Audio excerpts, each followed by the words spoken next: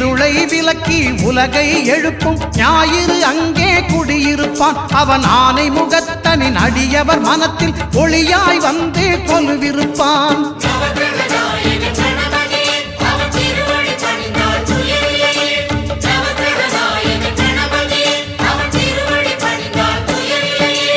ஒன்பது கோளும் ஒன்றாய் காண